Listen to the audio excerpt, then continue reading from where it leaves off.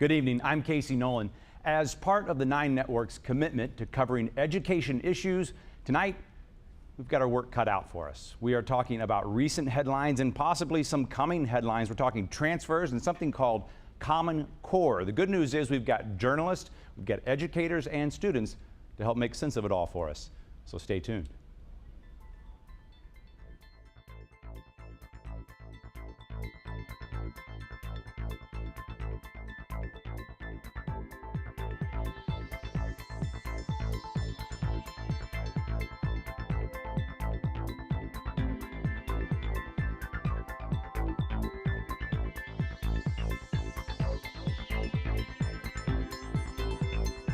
Okay, let's dive right in with a couple of journalists who have been waist deep, neck deep, I'm not sure, covering these issues for some time and in depth. From the St. Louis Beacon, we have Dale Singer with us, and from the Missouri Times, Colin Reichman. I mentioned headlines, both of you have written them, and transfers has been one of the words you've seen in a lot of headlines. We're about 6 weeks into school.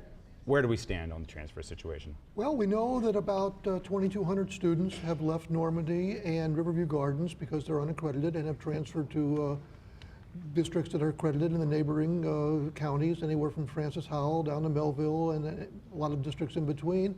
We know that those students who leave take with them a lot of the money from their home districts because the home districts have to pay tuition and in some cases transportation costs. And we know that the districts that are sending the students, Riverview Gardens and Normandy, are doing their best to try to get accreditation back. And just in case anyone is not familiar with the story, this is a Supreme Court ruling that upheld a student's right from a unaccredited school district to transfer to any neighboring school district. Right. The law is 20 years old and it had been challenged in the courts. I guess the case lasted 4 or 5 years. It went up to the Supreme Court, back down to St. Louis County, back up to the Supreme Court, and in June, the court ruled unanimously that the law is constitutional and the transfer should go ahead. And Colin, this is costing money for the districts that have to send the students and for the students and for the schools that are receiving them, even though they're getting money from those other districts. Yeah, the law essentially says that if you're an unaccredited district and a student wants to transfer out of your district, you're required to pay the tuition and the cost of transporting them for some of the cases of the schools, not for all schools, but for the schools they designate. And Normandy has already come out, they came out last week and essentially said that if they don't get about almost $7 million to $6.8 million in the supplemental budget in January, that they believe they'll go bankrupt at about mid-March in the middle of the year, which is kind of an unprecedented situation. And a lot of that is related to the fact that, as you said, that they're sending a lot of funds to these other schools to pay for these kids, and they still have to educate a large portion of their own student population. And sometimes, and oftentimes, if not all of the time, because of the transportation cost, the price of transferring a student out is more than they would be spending on a student had they stayed home. It's not only transportation. They're sending them to a lot of districts like Clayton. Clayton, I think, is $19,000, whereas Normandy is a lot less than that. So that's the price that the differential of the price that they have to pay. Normandy would have, I think they came out with the numbers yesterday, about 4,000 students that they are fiscally responsible for, but only 3,000 of those are in Normandy schools. The other 1,000 have gone somewhere else. And in the column, that $6.8 million you're talking about, that is the Department of Elementary and Secondary Education asking in their budget for money to help Normandy, correct? The way it works is they have to officially request Governor Nixon to add that to a supplemental budget request that he makes every year in January to the legislature, and then the legislature has to approve it. The difficulty being, I spoke with the budget chairman in the House, and he very much told me in no uncertain terms that he was not immediately inclined to give the money, and that essentially he looked at it as possibly throwing good money after bad, and that he was not necessarily inclined unless he's really sold that this money is going to be put to good use.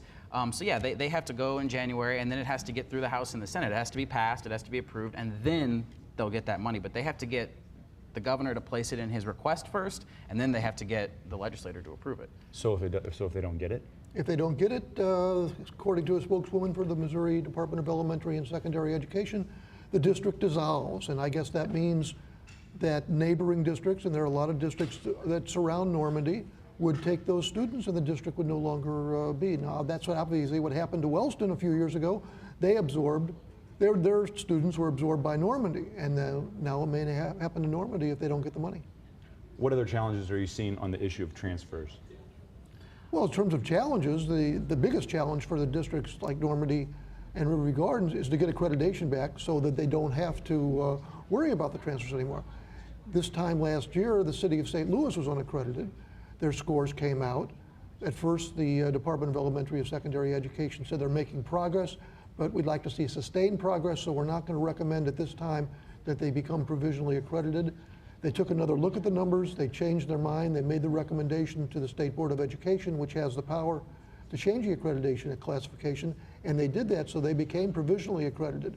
If they had not gotten that change, when the Supreme Court made their ruling in June, that would have meant that maybe up to 15,000 students would have left the city and gone to surrounding districts, because you don't have to be enrolled in the city district, you just have to live in the city. So say a student who was living in the Central West End or South St. Louis and going to a private school could then turn around and say, I don't want to pay this tuition to the private school anymore, I want to go to Clayton, I want to go to Ladue, and the city schools would have had to pay hundreds of millions of dollars in tuition and transportation costs. And some of these other districts, like Clayton, the estimate when it came out in the trial last year, the estimate was that more students would transfer from the city to Clayton than Clayton has resident students. That is something a lot of people are glad we are not dealing with right now, and that's for sure. Right, but you also have to look at the new numbers that have come out under the latest school evaluation plan, and the city schools did not do very well. If you look at their numbers, they fell back into unaccredited territory. Again, the state has said we want more than 1 year, probably 2 or 3 years of what they call MSIP-5, the new evaluation plan, data from MSIP-5 before we make any recommendations for changes. So it looks like nothing will happen to the city schools for a while, but they have to worry about the possibility. Let me ask you about a completely different topic, something called Common Core. This is something we're hearing more about when you listen to the radio, when you're reading the papers. Is it coming to Missouri? What is it all about? It is coming to Missouri. Missouri is one of 44, 45 states that have agreed to adopt Common Core. A couple of years ago, the National Governors Association and something called the Council of Chief School State Officers got together and agreed to write a set of standards so that essentially an 8th grader in Missouri is being graded against the same standard as an 8th grader in California. That way, if you graduate 8th grade, no matter where you are in the country, the idea is you are being taught by the same standard. A higher standard? Was the goal to raise the bar? Yeah, I mean, ultimately the idea was, it's called college and career readiness standards, and all the states were forced to adopt them if they wanted to get a waiver for No Child Left Behind, and it's kind of the wave of things that people have been talking about for education is getting college and career readiness. They are higher standards. They're being brought to Missouri, and they have to be implemented by 2015 in order for us to be in compliance with the agreement that we signed with the NGA and the organizations that are drawing it up. Some school districts have already begun using Common Core in their curriculum. Some have done it partially, some are doing it fully, some have not done it at all. But right now the contention seems to be for some folks that within the next year or two, DESE is going to have to come and ask for some money to implement some of these things, particularly new assessments that are associated. If you're going to hold people to a new standard, you got to test them differently. So we have to do new tests for our students. And they're probably going to have to ask for some money for the state to get the ball rolling on that. And that's when I think there'll probably be some contention, because there are some lawmakers who are not crazy about Common Core, and there are some parents who aren't crazy about Common Core. Okay, we don't have much time in this segment, but quickly, why aren't they? Because I heard you say it was started with the Governors Association, but you're talking about comparing state to state. Is this a federal mandate? It's not a federal mandate as such, but it's, I think a lot of people either misunderstand or look at certain aspects of it and they think that they're losing local control. They think that people are going to tell their teachers what to teach, how to teach, and the State Department of Education has made a very strong effort trying to dispel that notion, trying to say, look, we're just saying here are the standards, here's what students should know. It's up to the districts to determine how they're going to teach them, how they're going to make sure they know these things. But whether these are myths or whether these are strongly held beliefs, there are a lot of people who think Common Core is where they're going to plant the flag and say, no, we're not going to let the government take over our schools. Okay, we've touched on a lot of things, all of which we will hear more about in tonight's show. Thanks for setting the table for us. We appreciate it. Dale Singer, Colin Reichman, excellent work. Thank you very much. And we want to hear what you have to say and get your voice in tonight's show. Ed Reggie is here to tell you how to do that. Ed? Thanks, Casey. That's right. I'm the one interacting with you on social media throughout the broadcast. And actually, earlier today and this week, we asked you on social media, does education to younger adults, does it matter? And we heard it does. In fact, from Twitter today, we heard, do Common Core standards track or veer from standardized state testing? Well, we want to hear your questions, and there's two ways you can get involved. One is you can log on to our Facebook page, The 9 Network. We posted a question there earlier today. You could go on there and post your response. You could use the hashtag StayTunedSTL on Twitter, or you could use the hashtag #American AM Grad STL as well throughout the night. Let's see what you're already saying.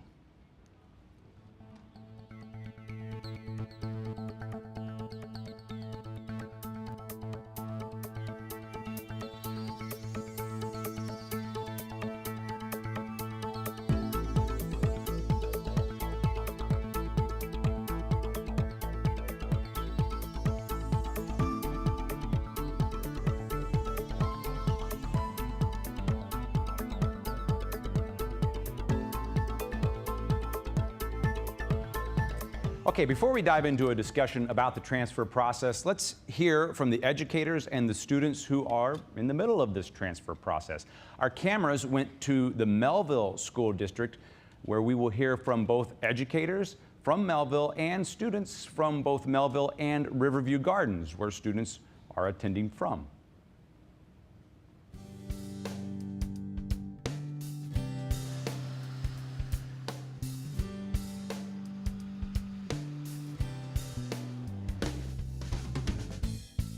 And when we heard it was going to happen, I was excited.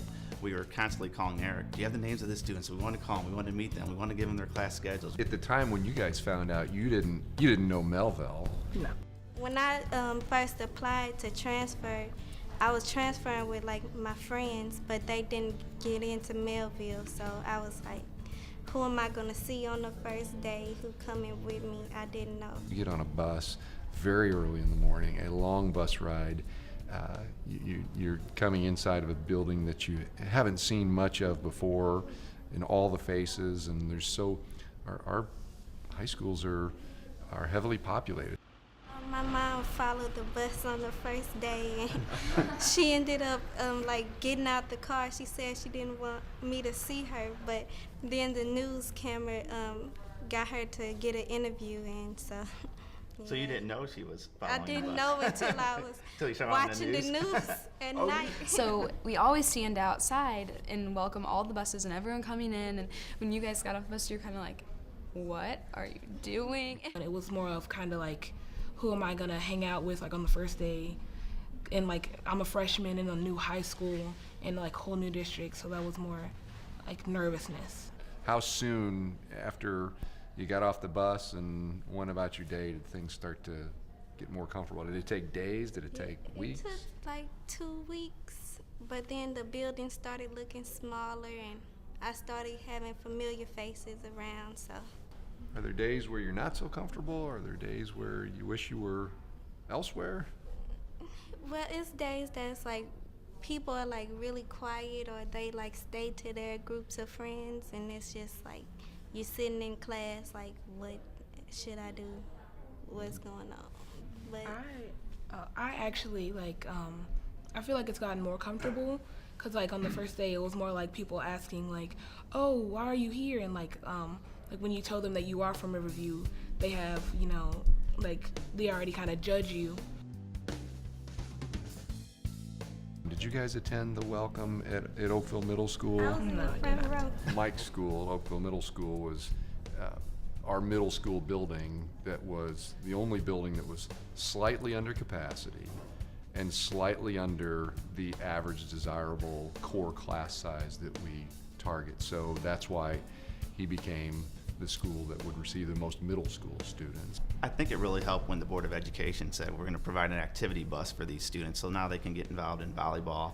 We have cross country tomorrow. We have students involved with cross country. It's cool to have that group of people that you have something in common with, and that makes you feel super involved, whether it be on a team or in a club or anything like that. And I think that's really made my experience awesome. We got 11,000 students in the Mellow School District. We've got to connect every single student to their school in some way. It's the connections you make, whether it be with a principal, a custodian, a teacher, other friends, a coach. Like getting everybody outside of their comfort zone, outside of their environment that they're used to, has really like, well, from what I've seen, changed people around me. I don't think it's a solution to all the problems of our district, but I think it's a step towards what we need to do to get accredited and get our the kids back to where they belong. If I'm gonna be really honest with you, unless someone was wearing a sign that said "I am from Riverview Gardens," I would have no idea. The vast majority of your former classmates made a choice too, and that was to stay where they were. So we've got to make sure if we truly love, care for, and nurture children, we have to think about all the children, and we have to make sure that there's a solution to the problem, and it's not just a temporary fix. We will hear from someone from the administration in the Riverview Gardens School District coming up later in the show, but now we're going to switch gears to the other district involved in the transfer process from kind of the sending perspective, I guess you could say. Yes. As the son of a teacher, I know you guys put in a lot of hours, well past the final bell. A lot of commitments tonight for all of our school districts, board meetings. You just came from a board meeting. This is Philip Boyd from the Normandy School District, the Assistant Superintendent of Support Resources. Thanks for making the time for us. We really appreciate you coming back to the show as well. Thank you for this opportunity. So an update on the transfer process. We've just heard our journalists talk about the hardship financially this has been on the Normandy School District. What can you tell us? Well, we're continuing to plan and figure out what we need to do to make sure that if we have to make appropriate cuts, we will. But we continue to try to approach it in a really, I think, full way, in a very, in a way that's going to make sure that we're looking at our needs in terms of operations, that we make sure that we're preserving the needs of the kids, making sure that we have enough teachers in the classroom. So it's really about making sure that we have enough resources. It becomes, of course, more difficult when you're talking about an effect. One of the problems with the transfer situation is that people think that 1 + 1 = 2. When you start talking about the transfer and the cost, it's actually 1 + 1 = 3. Even though we lost about 23% of our students, it's actually more so costing us 30% of our resources to cover both the tuition and the transportation. Getting to know you just a little bit through the show and through covering this with KSDK, I know you're passionate. I know the people you work for are passionate. Are you worried? What is this? Is this stressful time for you guys? Oh, I would say that there's definitely stress, but I mean, when you work at a school district, you kind of expect that. I mean, it's a kinetic pace, and it's a privilege. It's a privilege to be able to work with the people of Normandy, both in terms of my colleagues. We've got a fantastic superintendent, Dr. McNichols, and we've got a wonderful community. And I think what gets kind of lost in a lot of this conversation is that we have an amazing community of people, amazing community that includes fantastic partners like UMSO, like Beyond Housing. We have amazing small businesses there, but we do have our struggles. And I think that from a community standpoint, we just want to make sure that we have a collective impact, bringing everyone together. Now, the transfer situation throws some levels of difficulty, but I think that's what makes this so compelling is, we really believe that we're going to turn this around because it's about a community impact. It's not just about someone being the genius. It's about people working together, people finding best practices and putting those into operation. Okay, so what are you doing? What are you telling, what do you want parents to know? I know there were parents who showed up on the first day of school to cheer on the students who decided not to transfer. What do you want them to know about what you guys are doing? How can you turn it around? Well, one of the ways that we're turning around is the way that we're looking at concentrations in literacy and in STEM. We're really looking at how do we educate the whole child to make sure that they're truly college and career ready. One of the ways that we do that is we make sure that we're infusing across the curriculum this understanding of deep literacy, a lot more writing, a lot more authentic learning, really making connections. When you're in an English class, it's not just about learning English. It's about saying, you're learning a skill. Literacy is a skill. And what does that mean when it comes to science, to social studies, to math even? And so we also are approaching things differently if you look at our culture. I mean, in terms of our disciplinary rate, it's way down from what it was last year. Even though we've got about 89% of the kids at this stage this year than we did last year, we're still, I think from a cultural standpoint, people are feeling a lot of energy. It's not doom and gloom. It's people are feeling very hopeful. There's a lot of learning. There's a lot of excitement because people know we're going to turn this around. Is there a a branding that comes with unaccredited? Does that hover over the situation? Does that let me put it in a more friendly question, I guess. Just the fact that label is there, is that a challenge? It's only a challenge from the standpoint of the misinformation that comes from that. For example, there have been families that felt that their children wouldn't be able to get a valid diploma if they graduated from Normandy High School. And that's not the case at all. When they graduate as a proud Viking, their diploma counts as any other diploma in the state. Also, there were some issues with people feeling that they had to transfer and that the district was shutting down, and that's far from the case. We're actually making sure that we have the appropriate resources to give our children a really great education. Are you finding it easy to make the case to the community that there's something at stake for the larger community besides those individual students and their families? I do, and part of it is I think that within the community, a lot of people realize that there's this really powerful symbiotic relationship between the school district and the community. I mean, for the community, we serve, especially for our children, we serve as a health clinic to some degree. We make sure that many of our children are fed. We also serve as the community resource for meetings, for certain wellness programs. So there is that, and I would say that when you look at the amount of children that are still there, I think that's what people forget.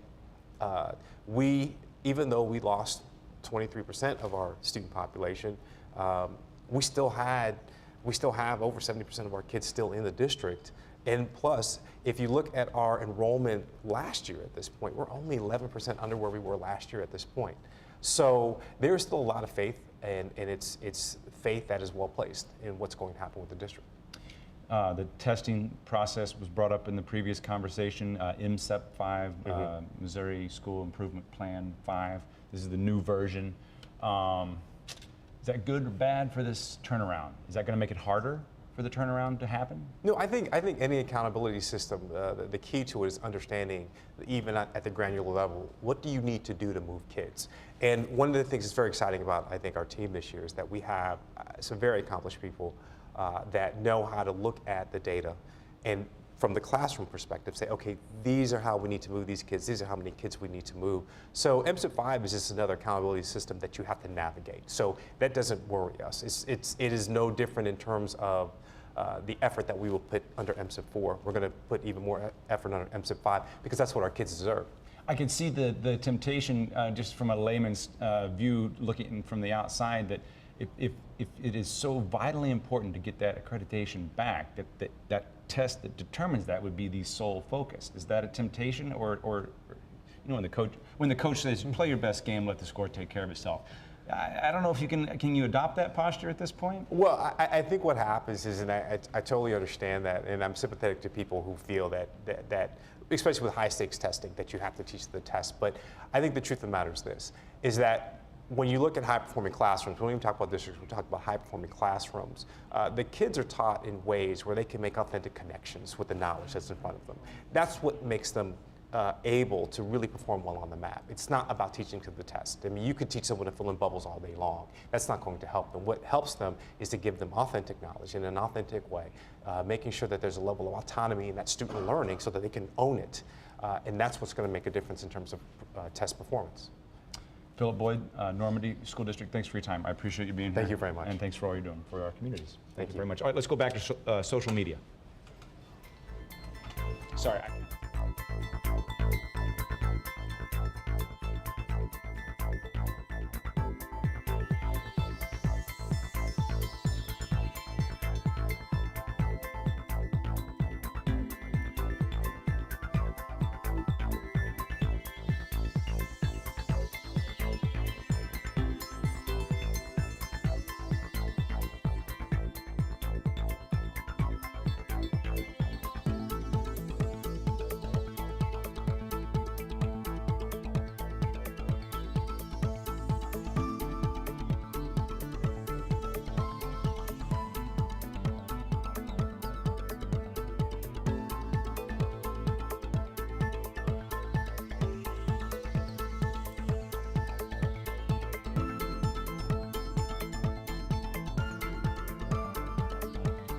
Okay, we've kind of talked about the state like they weren't here, but turns out they are. Let's check in with someone from the Department of Elementary and Secondary Education from the Jefferson City area via Google Hangout. We're talking tonight with Margie Van Dieven from DESE. Thanks for being here, Margie. We appreciate your time. I want to kind of do an update from the state perspective on kind of the themes that are developing here tonight and that we went in with tonight.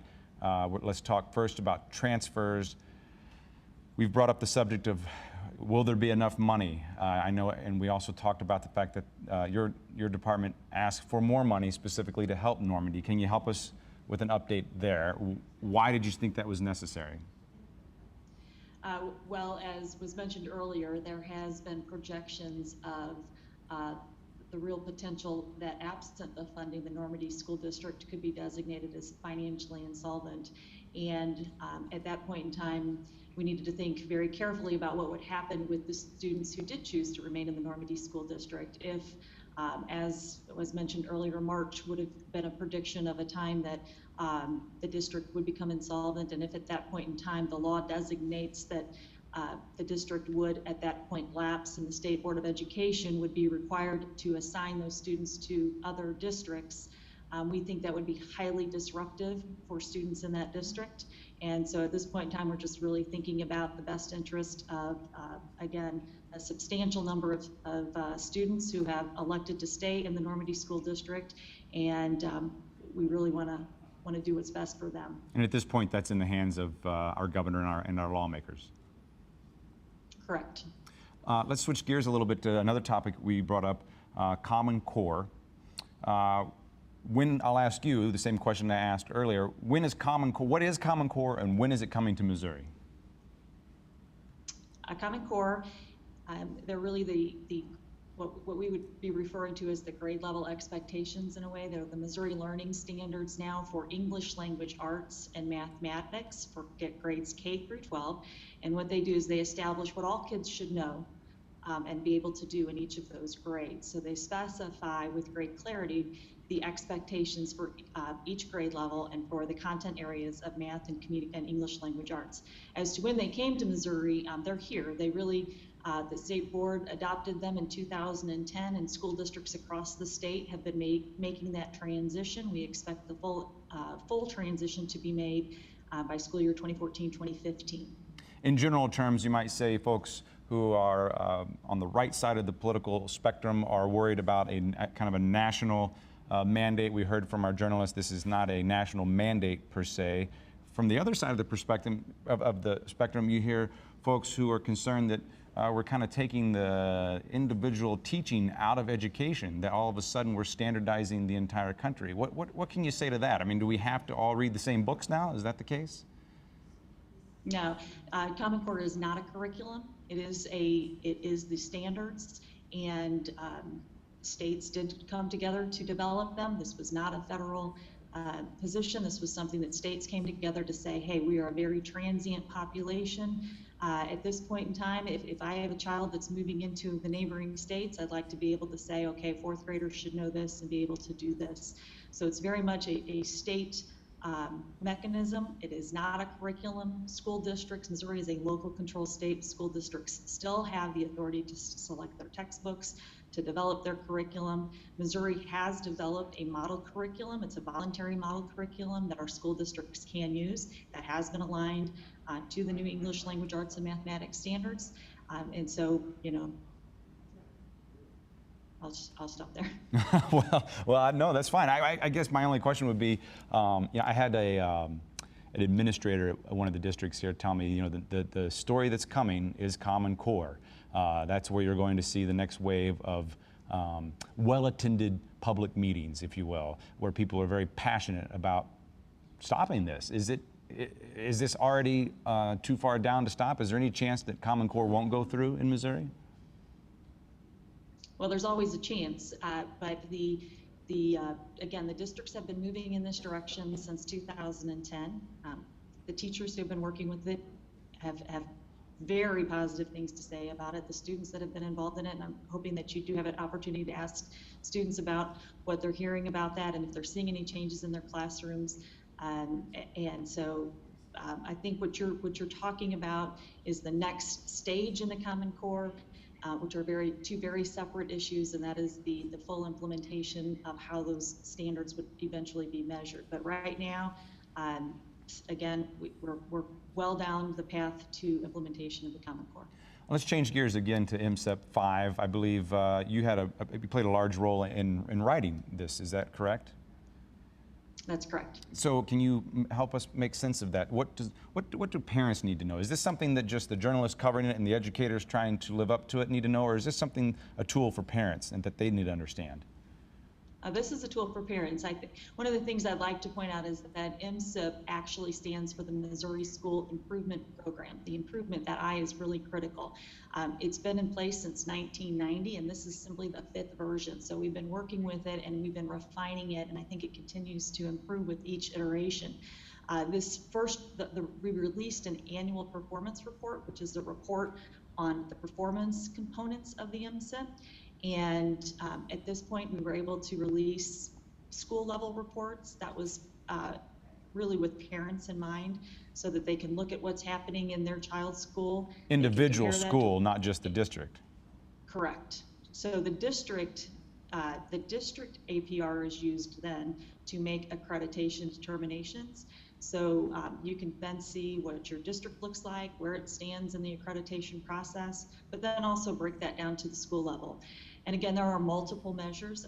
We just talked a little bit about teaching to the test and those sorts of components. I think it's important to note that there are multiple measures that are included in this annual performance report. It does have standardized tests, but it also looks at college and career readiness indicators, graduation rate, and attendance rates. Margie Van Dieven, thanks for your time from the Department of Elementary and Secondary Education. It's a valuable voice to have in tonight's conversation. Thank you so much. Thank you. Okay, and your voice is valuable as well, so let's go back to social media.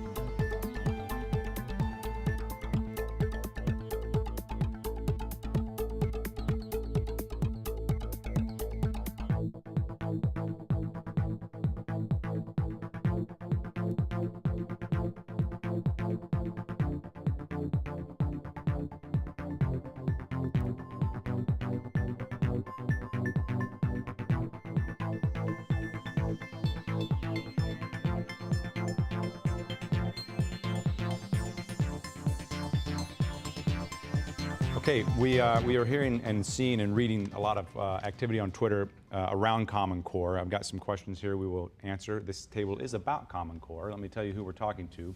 All of you, welcome back to the show. Thank you very much.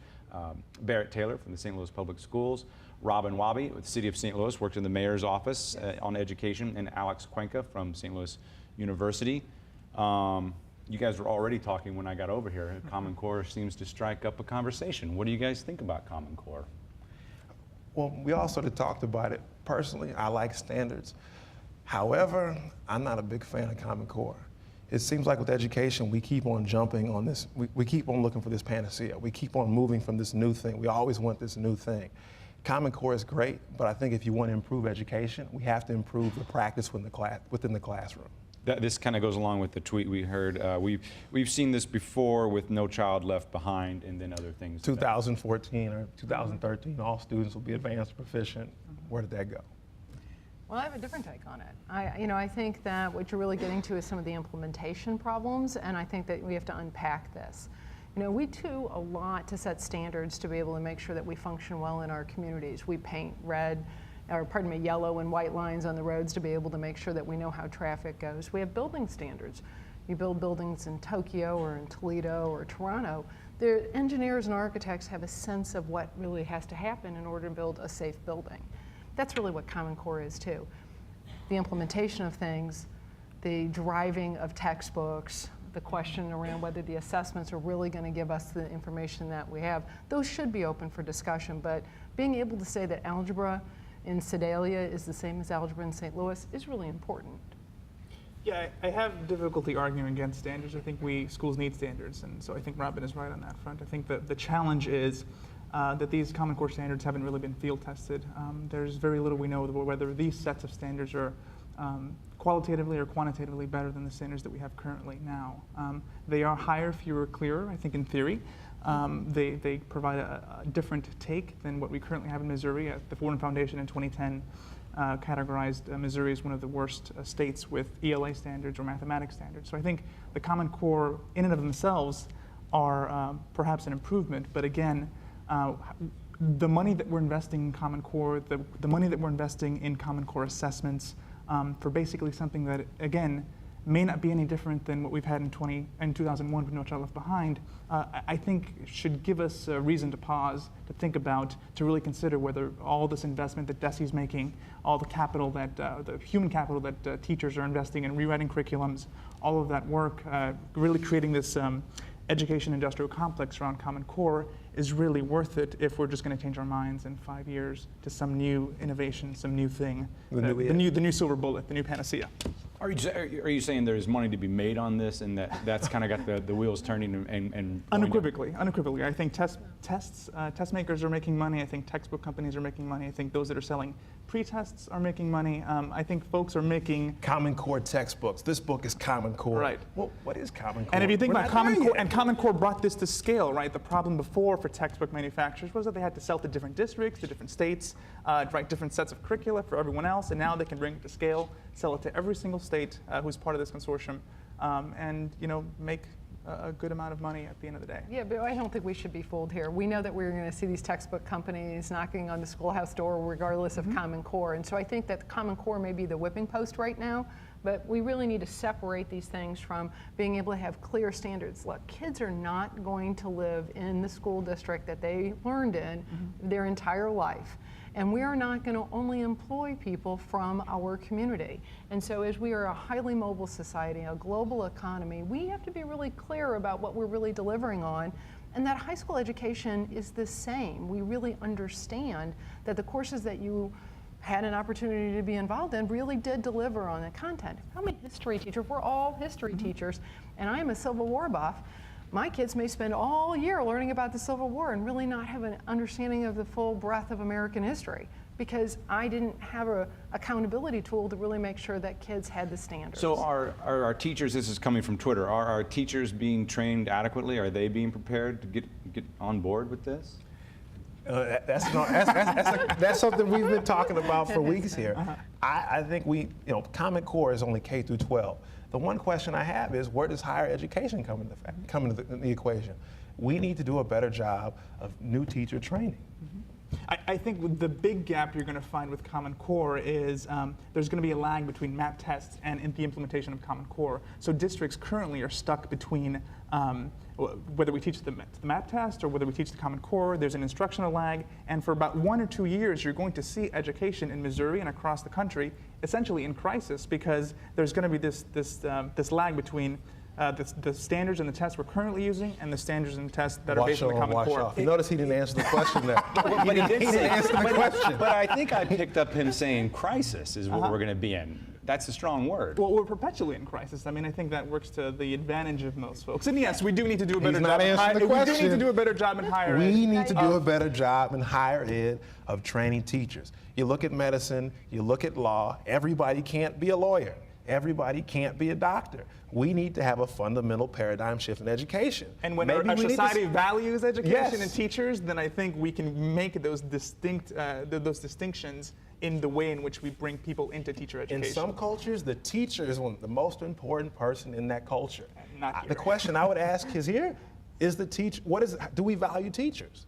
And I'm with you there. Yeah, and so why waste a good crisis if we're going to have one, right? And so you have to start somewhere. And so now we've started in saying this is what we mean when we say in the United States we're delivering on a particular level of education, grade level or content area. Well, now that we have that, so the challenge is let's make sure that we're training our teachers to meet the challenges of that new Common Core. So let's take advantage of that. You get the win.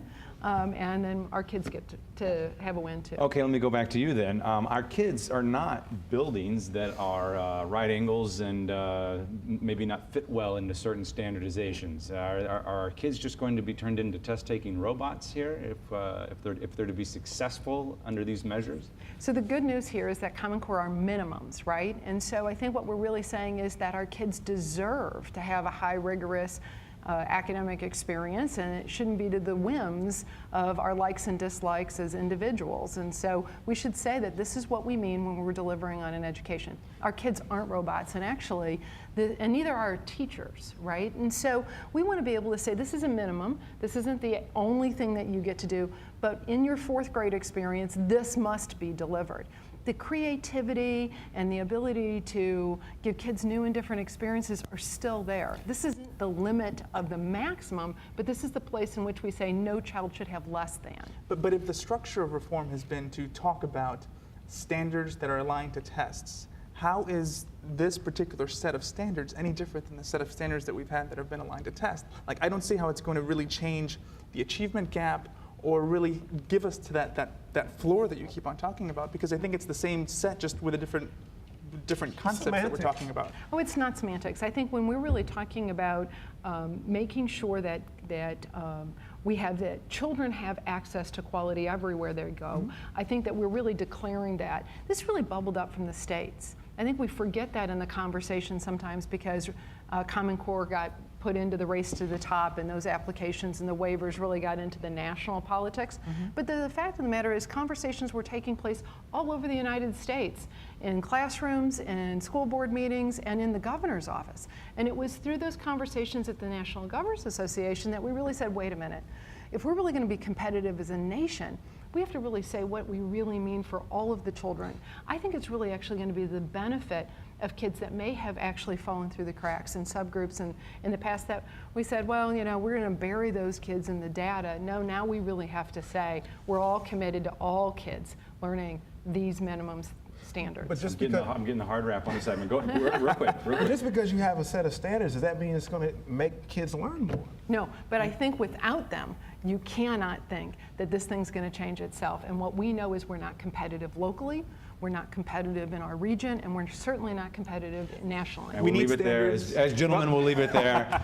We'll touch on this in the post show. I think you guys have got a lot of energy left for this conversation. Earlier in the week, a lot of educators were having passionate conversations over at the University of Missouri St. Louis talking about collective impact, and the 9 Network's Jim Kircher was there. We all want the same thing: good schools, well-educated kids who from early childhood are engaged, instructed, and prepared. But everybody wanting the same thing does not necessarily mean everybody is working to the same end. That kind of coordinated community-wide effort focused on a common goal is called collective impact, a simple term that turns out to be difficult to put into action, but not impossible. Many of the solutions already exist within your community.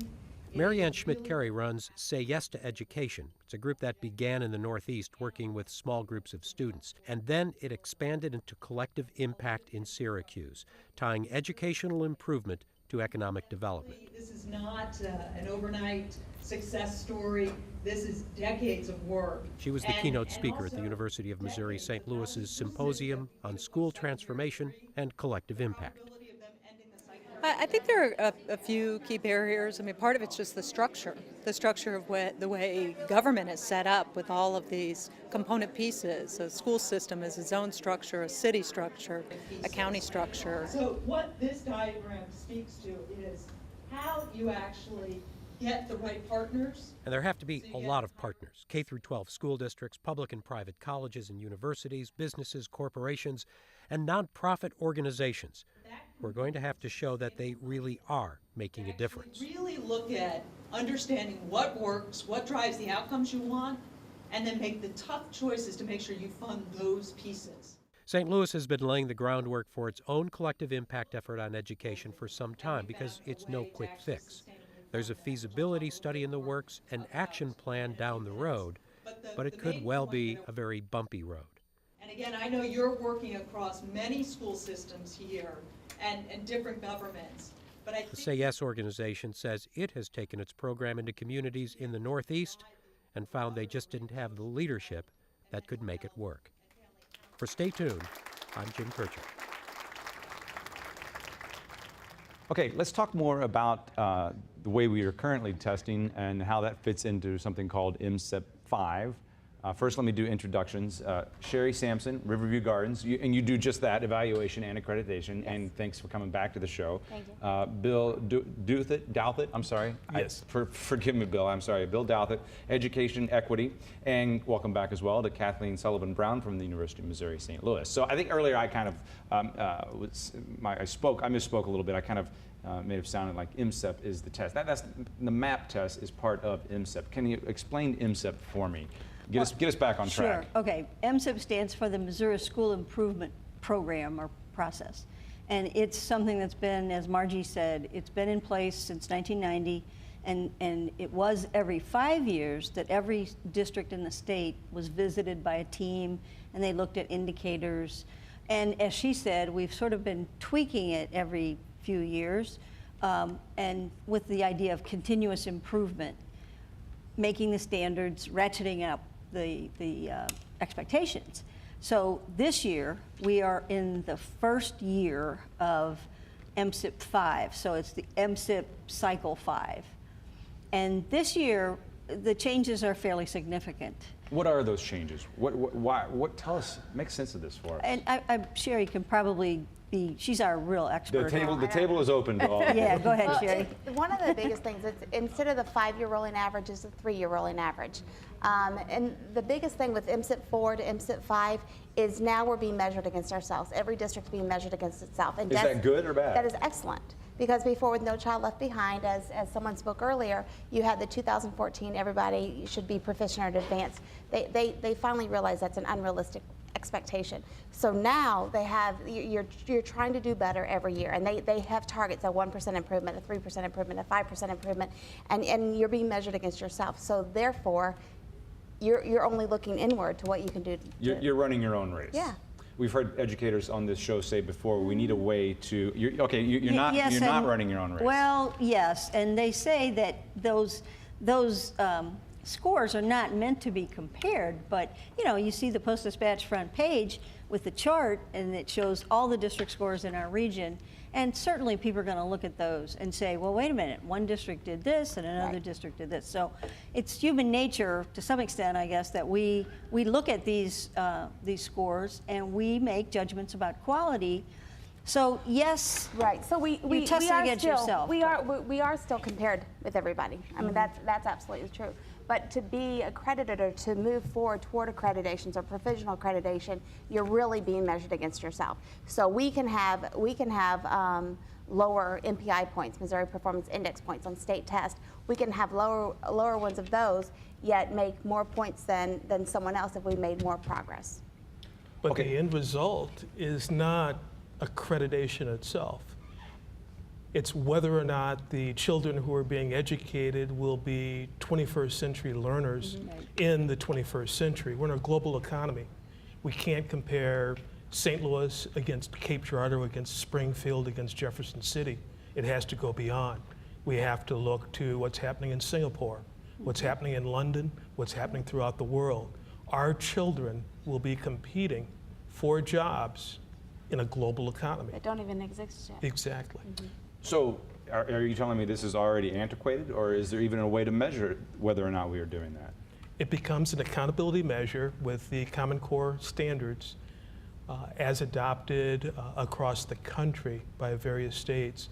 It gives benchmarks and at least a standard by which we can compare what our children are doing, both locally, but nationally and then internationally. If I could make a comparison to Casey, accreditation is something that the government does for people. It's an assurance of quality. We do it for hospitals. We do it in all kinds of fields. In schools, we do it as a measure, an indicator of a certain, at least a threshold, if you will, of quality.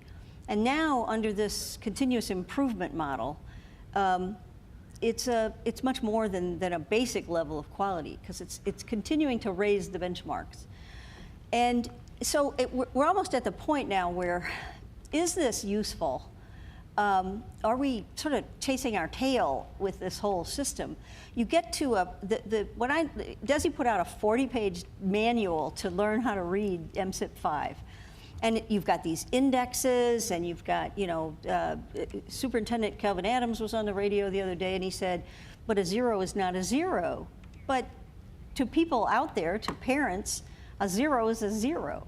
So to some extent, maybe we've made this whole process of accreditation so complicated, so complex, because we think we're in this global race. But what I think parents want to know is my school, where my child is going, is it doing a good job teaching the child to read, to write, to be literate, to be have numeracy, and to eventually be able to compete for jobs in this workplace? And Margie said from DESE that this is a tool that can do that. Do you Yeah, think? I think it is. And I think one of the things that we talk about the achievement gap all the time. And one thing that MSIP 4 didn't do, that MSIP 5 does do, is hopefully it will lower the achievement gap, because right now we have kids who are below basic, you have basic, proficient, and advanced. Right now you get a double bump. Right now, if below basic, you get 1 point. If a student scores basic, they get 3 points. So instead of focusing on these kids who are almost to proficient, we now are focusing on all the kids. And so it's the achievement gap hopefully will shorten. That's something that people have been saying on Twitter, that does this take into account that kids come to school from very different circumstances, and sometimes on Twitter they're talking about a bit of a separation of different achievements and different outcomes for different economic classes. There can be, but let's look at what the desired outcome from Common Core is.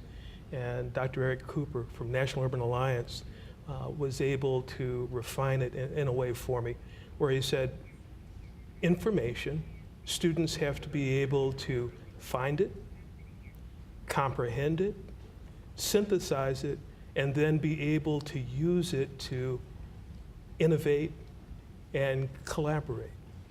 So I think that becomes a bottom line piece from a parent perspective, what the data should indicate, that there should be gains across a child's career that indicate they're able to move forward, because the design for Common Core would be to create very much like this conversation around the table, where once students leave high school, they've been in a symposium type environment where they can perform by providing evidence-based but highly skilled argument as they discuss. If I had to summarize Common Core in just a thumbnail. Something else with graduation, as you were just talking about with MSIP 5, before we would talk about they would only be given credit, or the district would only be given credit if a student graduated within 4 years.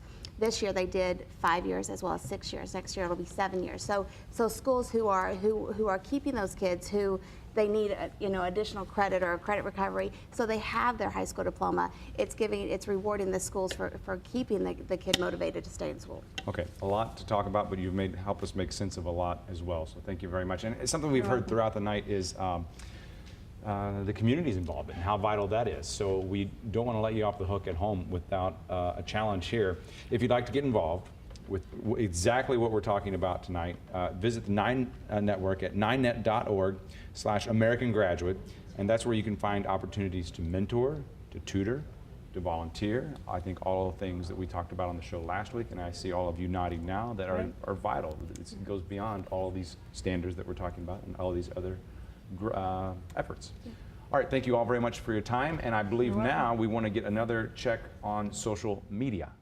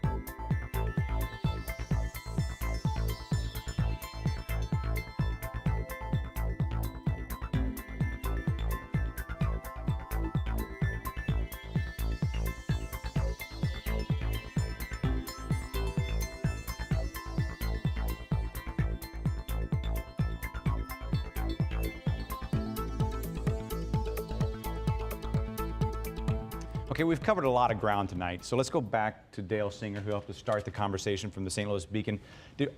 Was this a random set of different points that we were talking about, or do you see a connection to everything that kind of a through line here? Well, everything does go together. I mean, if you're talking about Common Core, you're talking about making sure you know what students should learn, even though each district can determine how they're going to teach it.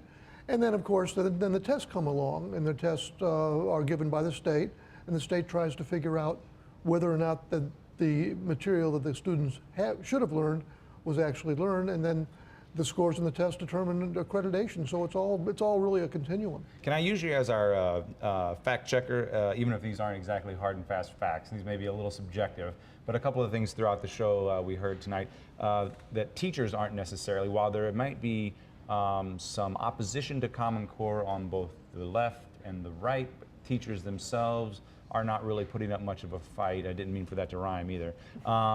When talking to teachers, what do you hear from teachers on Common Core? I don't necessarily think that teachers really are involved in that much. I really think the Common Core has become kind of fighting words. People hear it, and if you're for it, you think, well, yeah, all it is saying what students should know. It's really not dictating to teachers or even to school districts how they should teach it. If you're against it, it's big government, it's student data is going to be turned over to places it shouldn't go. It's money is going to be spent on testing that maybe should be going elsewhere. I don't know that teachers themselves are really all that involved in it. I think it's pressure groups and outsiders. We only have enough time for me to ask you to stick around for the post show and to ask you to join us online for the post show. For now, on the air, we have to go. And so for Ed, Reggie, and everyone here tonight, I'm Casey Nolan.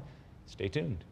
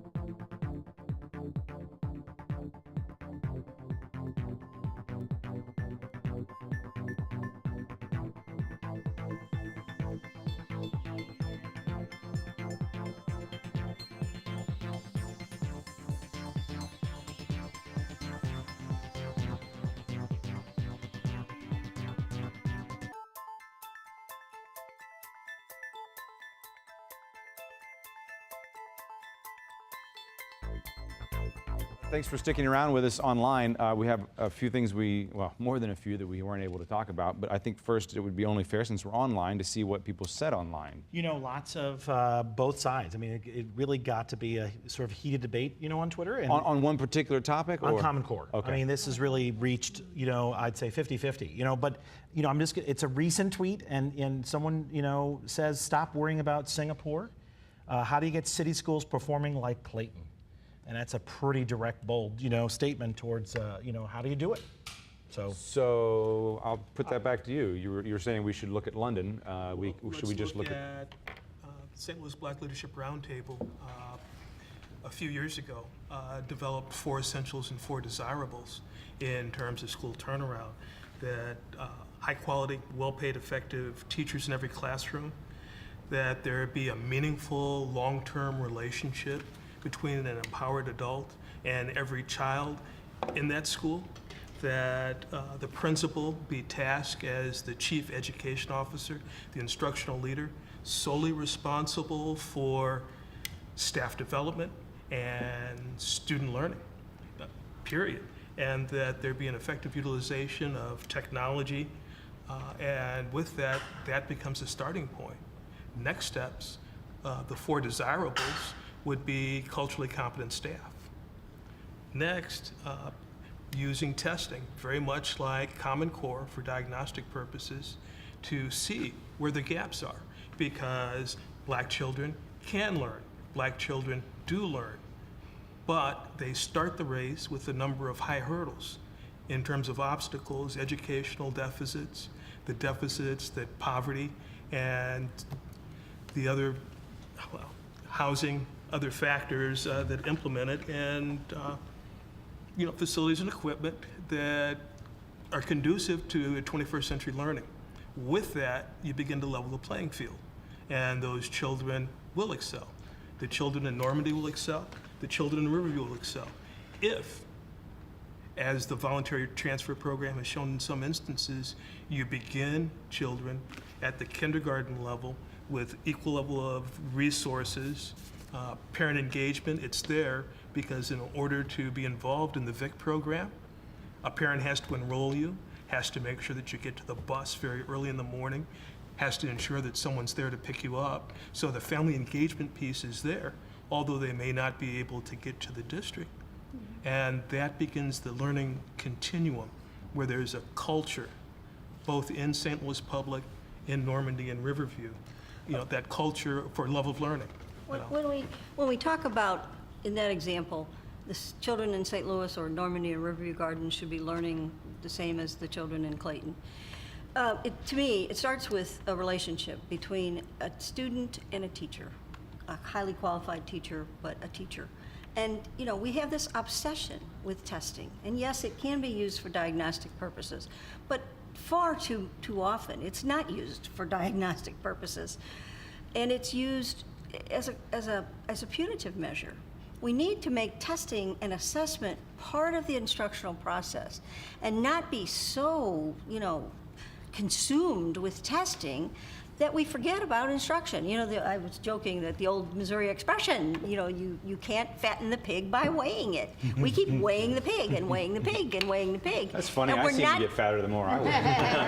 And we're not giving, in this case, the students, the rich nutrients of a good curriculum and good teachers who are not stressed about all this stuff. So I go back to what we ended with. My comment, is this accountability process of state accreditation, has it sort of gone haywire to the point? I understand the idea of continuous improvement, and I agree with that. We should be raising the benchmark. But it's like every year we change it, and there's no comparability from this year to last year because we're using different criteria this year. But I think we have to be fair about some things. First of all, it doesn't change every year. It changes about every 5 years. This is the 5th cycle. And I do think that time does dictate for us to begin increasing our own standards. We don't want to be held to the same standards we were held to 20 years ago. The world is a very different place.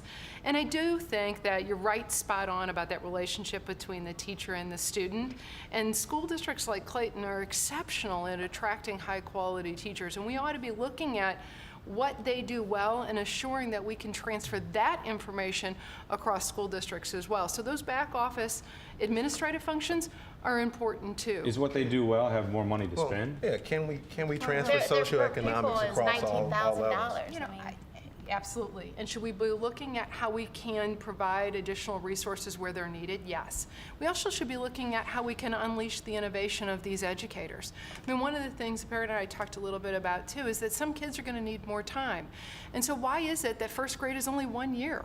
If we really need to make sure that children really don't get pushed on without having the things they need, then let's give them the time. There's nothing wrong with saying you're going to spend not 2 years in first grade, but we're going to make sure that you have everything you need in order to be successful at the next level. So can you make a radical, okay, so let's say that that's one thing that it could be a solution. Can you make a radical change to our education system like that? I mean, we're hearing... KIPP does it. Absolutely.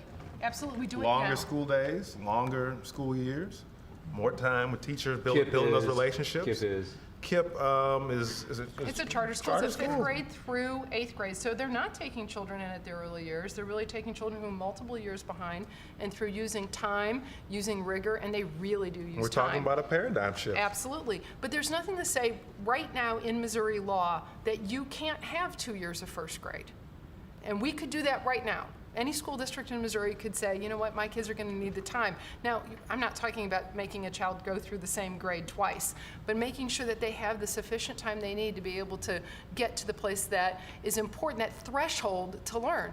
That's happening in classrooms where you have multiple grades. Sticks in the city Garden Montessori are places in which they allow children the time to stay.